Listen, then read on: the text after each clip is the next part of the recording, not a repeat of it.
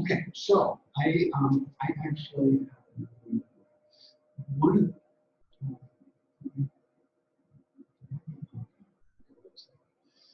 Okay, now what happens here is one restriction with YouTube is you need to use a personal account because Real account will not work. So if you want to post things on YouTube or if you want to do pretty much anything with YouTube, you have to be logged into an account other than your Real account because it's not part of the bundle that's to be negotiated. So you need to create a new account. Right now, we're both logged into because we go Celtic, which is yeah.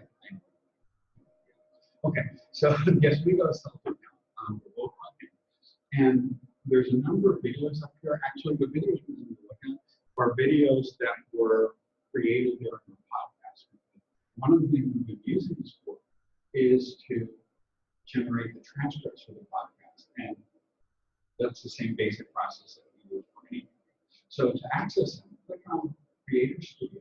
Click on that little icon in the upper right, the one that has a picture of this window. Yeah, just click on that, or you normally have your page or whatever you use as the logo. And here are some things we created. For example, this is the most recent one. Why don't you click on? Well, I'll click on this one. Pick something other than the. So click on Creator Studio and then drop down, and that will show all the videos you have uploaded. And so pick any of them except for perhaps, because I would use that one, and I don't know what would happen to both of them, but so maybe. Now we don't have any actual video there because these were just recordings, and the only video is our logo because we didn't want to take a lot of time uploading. It works exactly the same with anything. So click on Edit for that, and now you get to here. And now what happens is, well, I guess we both. Okay, I will use a different account. I got some of my own account, which so let me use that because apparently you can only log into one YouTube account at once. So I have another one here, so I'll use that, which I used before I created the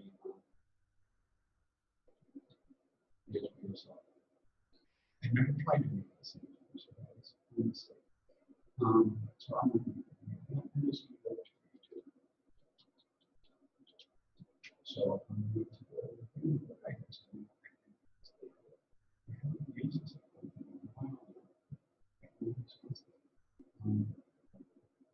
so the same thing, I'm going to click on this and go to Creator Studio, and it will show all the recordings.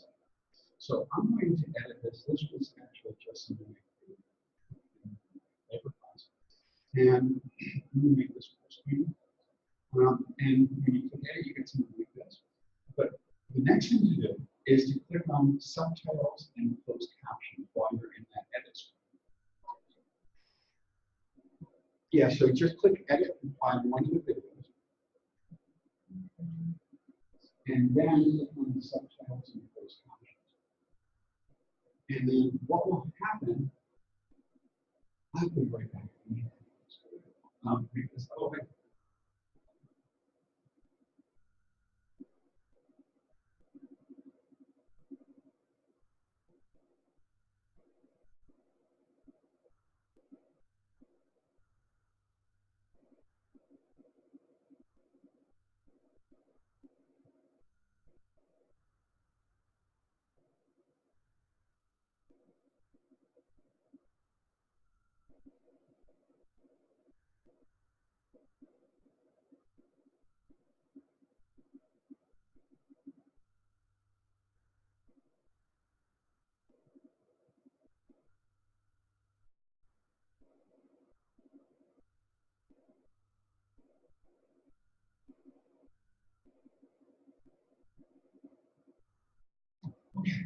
Okay.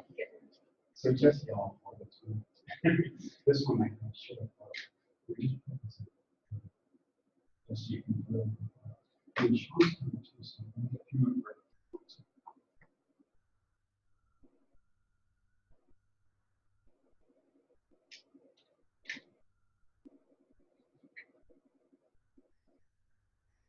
There we go. Okay. So what you do is once you have this, you click on this, and you'll see the captions. And all you have to do, stop. You can pause it. All you do to edit the transcript is once you click on the subtitles, closed captions, it will give you the captions there on the left. And if you click on the top, it will say edit. And now you can edit those. And the editing is just to clear up any errors in this automatic transcription. If your students upload videos, it generates the captions generally between 5 minutes and 12 hours later, depending on how long the video is and how much other things are going on with the servers. But it's always, I've never had to take longer recently. So you notice one of the things that you may want to edit is it's not essential, but you may want to just put in punctuation and capitalization. And what you do basically is you start the video, we'll start right at the very beginning again. You play it. In this video, we're going to focus very briefly on two very important topics. So you see it, and then you log in, and you choose, you just type whatever you want to change, and you just do insert punctuation. And that's really all there is to it. And once you're done, you just click Save Changes, and then when anyone plays the video, the captions will be there. So as of about a year ago, YouTube's accuracy rate, if you have high quality audio, is generally somewhere around 97 to 98%. If you have poor video or if poor audio, or there's a lot of background noise, it could be a lot lower. But let's just play that for a little bit so you can see how it works. One is the practice and the other is some specific features of real-world data. Now, it used a British film for labor. For the Canadian. That involves the distribution of income into the forms of wages, interest, and rent. And so the main thing, most of the time, is just to put in punctuation, periods, pause. It is. But on the other hand, it's not really that essential for a transcript because you can hear the pause. Although if you're deaf, you won't be able to hear the pauses quite as well. You can see the lips moving, and you can try to time it with that. But this had not been edited at all, and you can see how accurate it is, basically. And so all you do is you make changes in the text there, and then you click Save, and that becomes the transcript.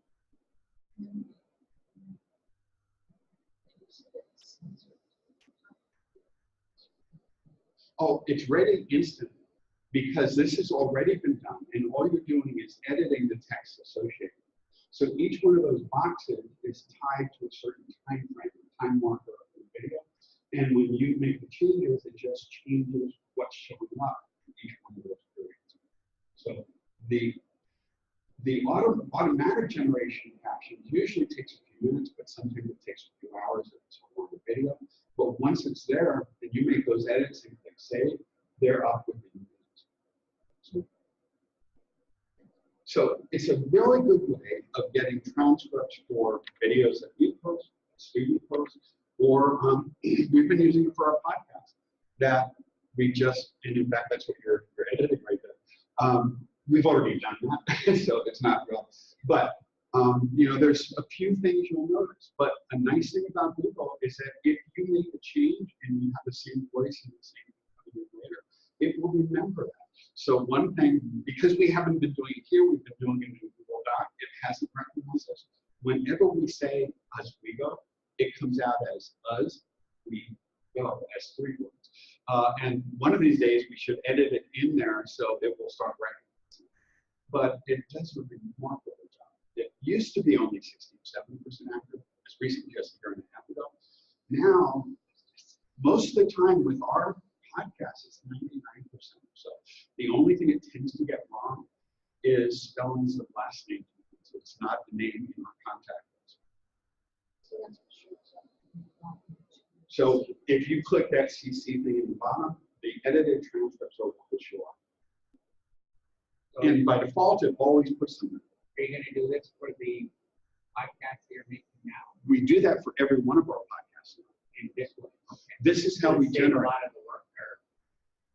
Most of the work is actually identifying the speaker. And because we don't have video, you can't see who's speaking. So most of our work is just going in, breaking it up into sentences, putting in periods, capitalization, and identifying who's talking.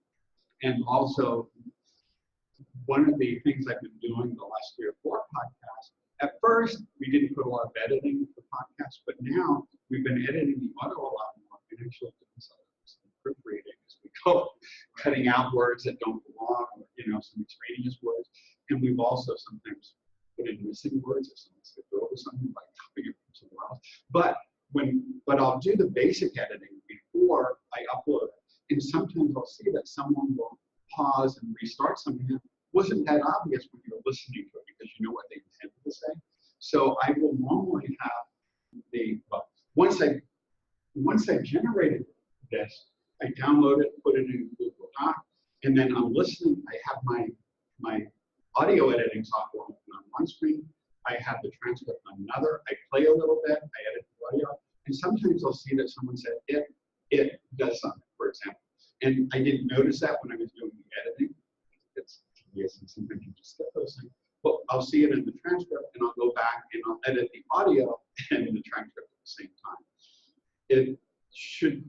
It seems like this would do most of the work, but when you're putting the audio transcripts out for a 15-minute podcast, the last one took me about 16 hours to edit the transcript, even though there was only 2 or 3 words that were wrong. There was all the other work of identifying speakers, correcting things, fixing the audio, noticing.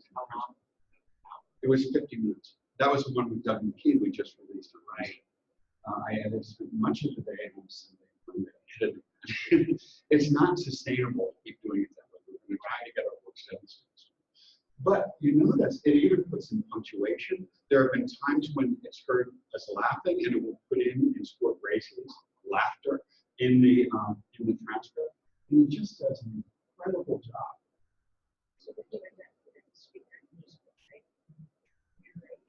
Right. So, well, I can show you that actually. This is an incognito window because we have this. Because of the issue that you can't log into it. And if you do this from your office, just open the incognito window or if you're using Chrome or the private, what is this? I forgot the name in Firefox. But all of them allow you to open a separate window, that private window. But so what we just actually I can show you the final result. I just going to take the picture.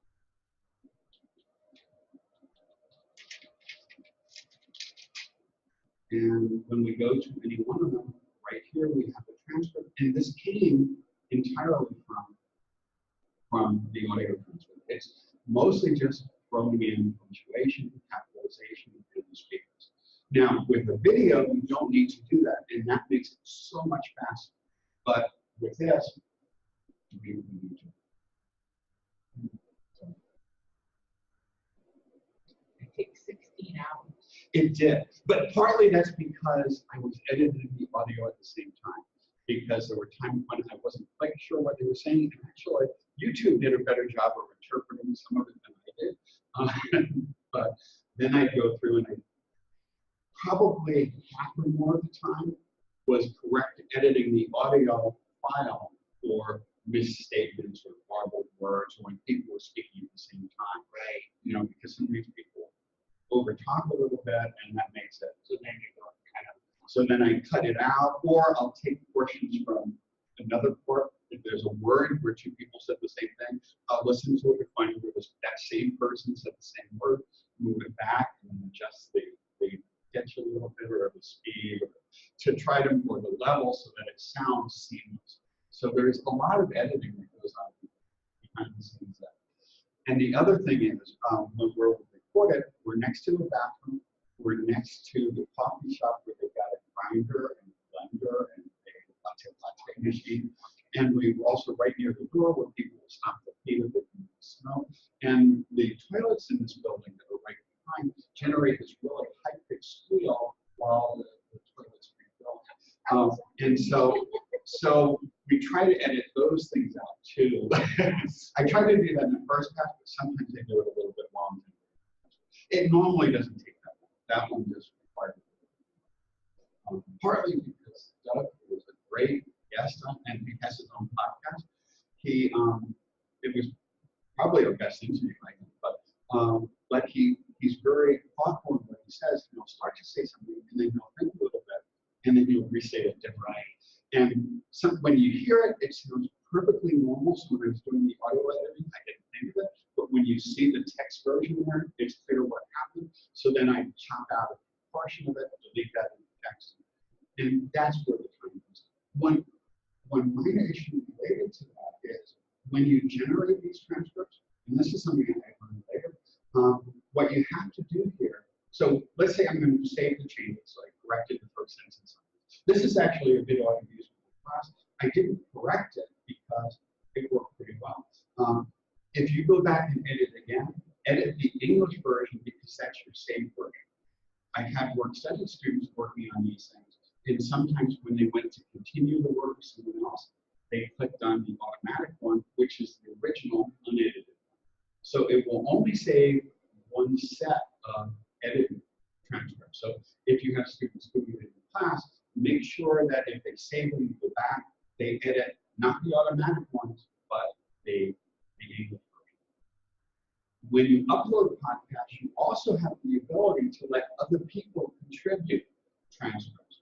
So that's primarily in other languages. So if someone wants to translate your video into another language and you own the video, you can choose the option of letting them upload transcripts so that you could get some, at least in theory, translations of it into it. But what I'm going to show you now is how to get this. Let me go back to the actual video. And there's a link if you want people to contribute to the community contributions. But let's go back and go to influence settings. And now if you want to take that transcript and bring it somewhere else, you can't do it from this window, but you can do it from the actual video window by going to the YouTube video. And what you do here is you click on this. You click on this. You click on this. And one of the options here, let me move this out of the way so you can see it. And there is an option to open the transcript. And this gives you the transcript with the timestamps. But if you want to generate a transcript for an audio file, you'd have to edit that out. So you have to go in and remove each of those. But what you can do is, quite simply here, you can toggle the timestamps. And then you just select the whole thing. Oops, you do it from the beginning. You just select it, copy and paste it into the Google document. And there's still one minor problem there, but forget that. So I just paste that into a Google document. And then the problem is it has those line feeds, the carriage returns at the end. Oh, okay, you just click on this, and one of the options is to toggle the timestamps. It turns them on or off. And because I don't want the timestamp showing up in the transcript, because that would make it really long, right? And it breaks it up more so because it's no longer in sentence break. I just turn them off, copy the whole thing, paste it into a Google document, leaving just the problem that you now have those line feeds every 2 words because it breaks it up into one screen or text at a time because that's what it's appearing, one line at a time. But there's a Google plugin called an add-on, which is remove line feeds.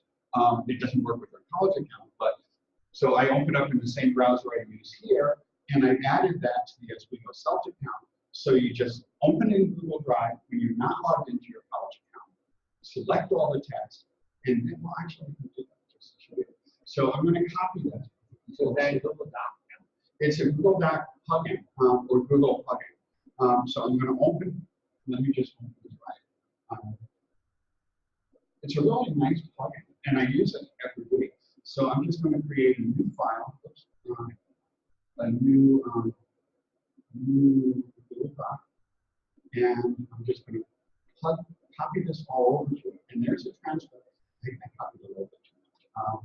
You can remove all this stuff because I went outside the box. But so all I have to do is go to Edit, select all, and then under the add-ons, there's an option. Oh, it's not on this account, but it's remove line breaks, I think.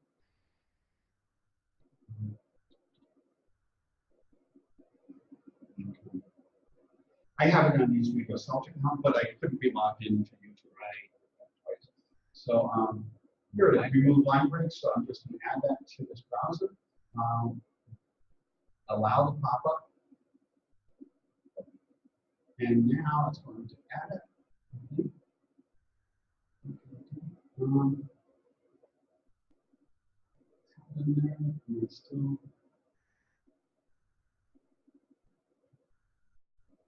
There we go. Okay. So I'm going back to the, so one more time. There we go. So I'm going to add it to this account, and we're going to allow that. It'll plug it in. And now we're going to go back to here. Is okay. One more time. I had planned on using the other account. I didn't realize once you log in on YouTube with one account, with log in. It makes sense, but I didn't contemplate that. It worked when I tried it. Just you just go over here, choose, and remove line breaks and select the text, and it makes it one big block of text, which is what we start with. And then you just go through, change the font to something a little more readable, and then just go in and identify the standard in that paragraph right there, and break it up by paragraphs. And so, you know, it's one big mess in this form. That's not an issue though if you're just editing the captions in YouTube. And if you have good audio, it's amazing efficient. Can you, like if they recorded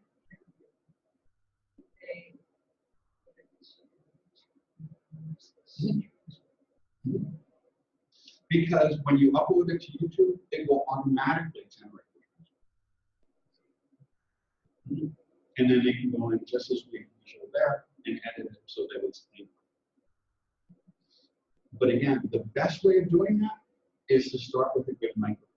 And there are some, the library will loan out snowball mics, so they can loan it here. Or they could go up, if they want to record it on campus, there's a multimedia room that they can sign up for, and then do an edit or do the recording. And yes, and in fact, that's with these things, because this is just the rough version of the podcast, and we're just sharing the audio, you can choose to make it unlisted. And then you can share the URL with people, and anyone with the URL will get it, but it won't show up on your channel to someone who just browses to their account.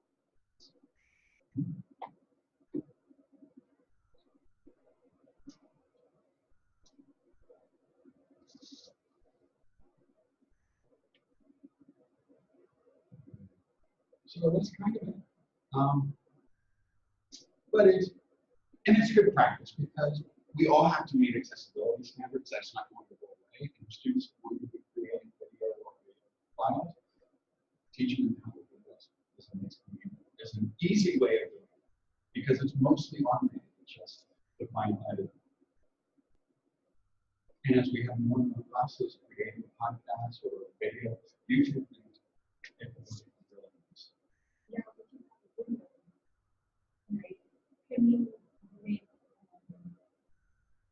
we've got it there, so if you want to captions, subjects. Right. So by default, it generates them, and all they be doing is going in and adding optimization.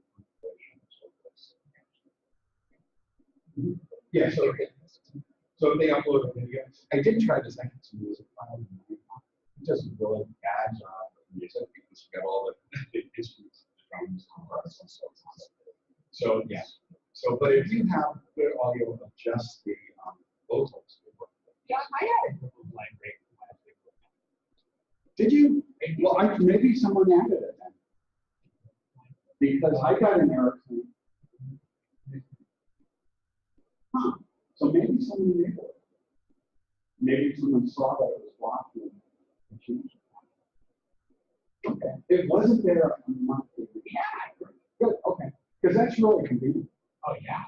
Actually, I can't think of another time they go through And go to the end and then press turn return. on Word, and then it's, yeah. Okay. It wasn't there before, but I'm glad it is. So someone added that. Well, okay. And now you do the whole series. Mhm. Yeah, there's a lot of good apples. Yeah. But that one was invaluable because Oh, I can use that so many times. But then I got and then sometimes you miss it because the break just happened to go to the right. yeah, you just don't need a thing, but it's 5 minutes ago. Yeah.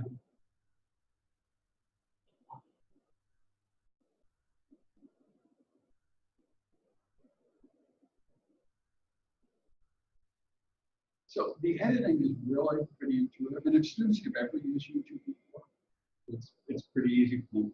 If students have used YouTube before, it's pretty easy.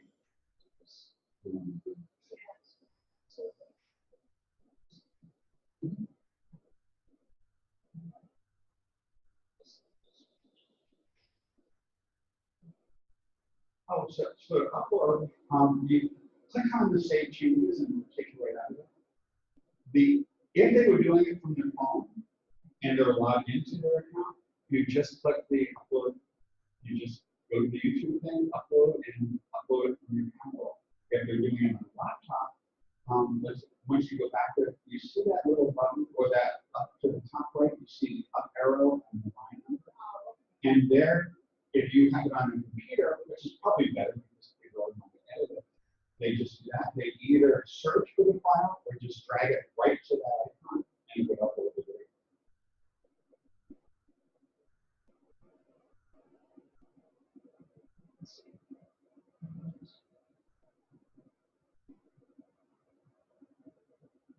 So they And drag it to there if it's in the drive or on the desktop or they just edit it on.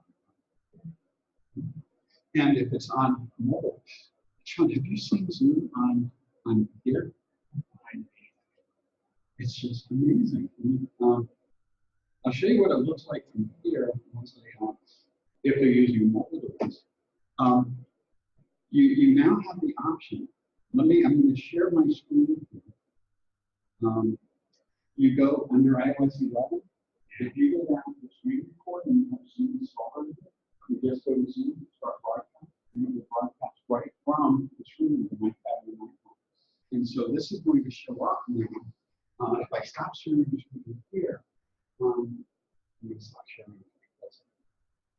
Okay. So now I'm going to go into Zoom and connect. I have to choose 726, 830, 830. And I could have done this from the window, 117. 4117. 4117? Yes. So there.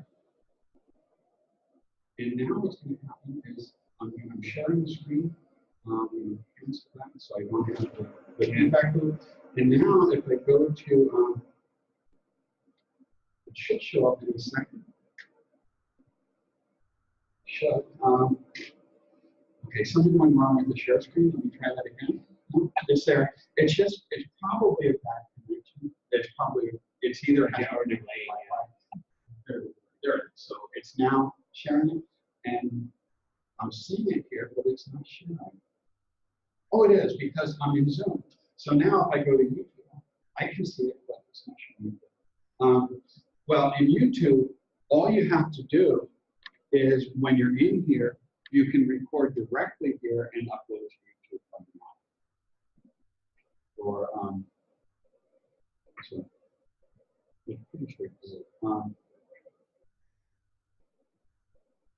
So for example,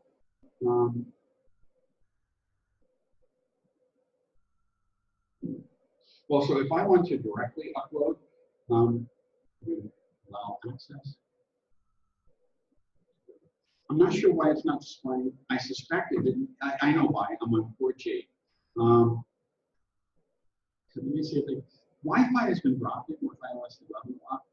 I'm not sure if that's released with my phone. So I'm going to connect to Wi-Fi and then it should show up. Maybe.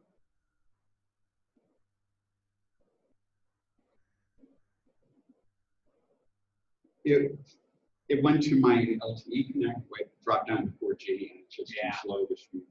But now I'm on Wi-Fi, so it should pop up in a second.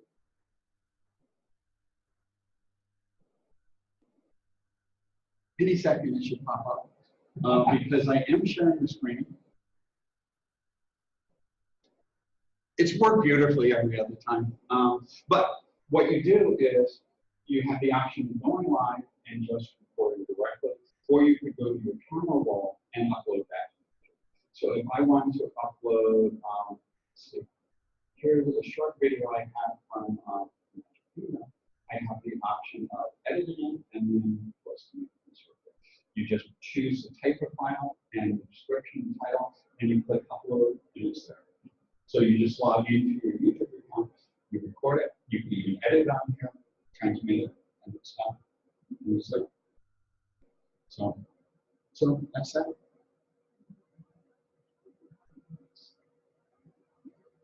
Okay. So it's really, it's so incredibly easy to use, and it's free, which is so much nicer than pretty much all the other services. Right. Mm-hmm.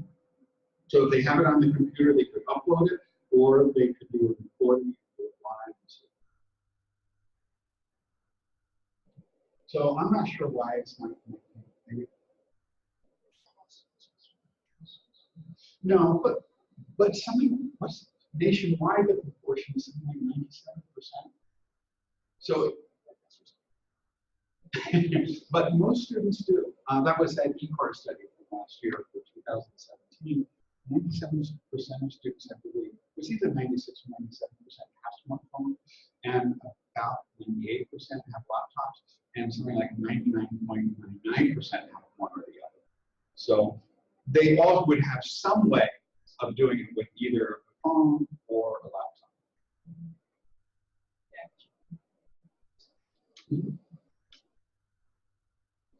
I'm going to try one more time with the machine. Let me turn that off and then start it again. Let me see if it shows. It has been. There we go. Oh, now it's working. Okay. I think it must have been because the initial connection was slow. Was it coming now? Yes. Oh, yeah. So there's a video, and all I have to do is if I want to upload that to my YouTube account, I selected it from the videos that popped up, is press upload, and there it goes. And that's now going to be in my account. And there it is. So it's now on the screen. It's now up there. And it's going to take a minute or two for YouTube for processing to be able to display it, but it's there. And I can edit it if I want, and I left it as unlisted so it wouldn't be shared. But I do have the option of making it public so anyone can see it, private so only I can see it until I edit it, and then no one could see it even if they had the link. But for student use, having unlisted where you have to share a link is probably the safest. It's not entirely secure because anyone who has a link could share it with someone else, and then they could share that on some social media if they chose to. But it's usually not an issue with videos that students make for classes. But you see how easy that is when you're on Wi-Fi? Yeah. It's amazing. Yeah.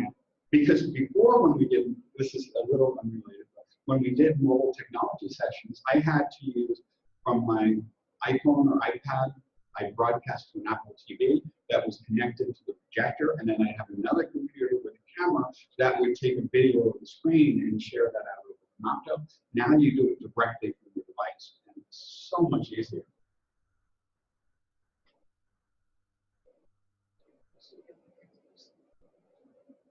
We haven't, and thanks to Sean, actually, we've been able to use Zoom for all the sessions. Yeah. Actually, and the CIO group, just answering an email, CIO group was looking to move to Zoom. After they give them one of our licenses and back. It's so much nicer. And we've had more some reliable. We've had some people attend 30 or more workshops. Kate Sullivan has attended a lot of them. Fiona Hall has attended a lot, and they've been to some of them in person, but most of their attendance has been through Zoom, which has been just really, really nice.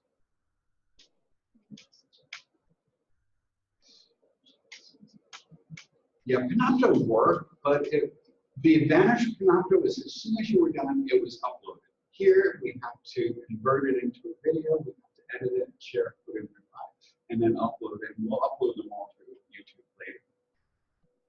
Panopto, as the same URL, people could watch it later. Here, we have to go through all of it. But we'll do that, but probably not with all of this. So, but the experience is so much better where we can see the people talking, if they don't take over the camera, where we can, where they, have the camera there.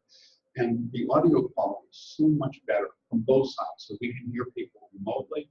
And with Panopto, people would type something, it would pop up for 10 seconds, and then go away. And that's okay for one directional transfer, but to have people actively participate in the places, this is so much nicer.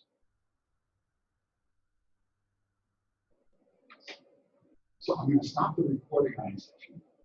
I'm going to stop the recording on this.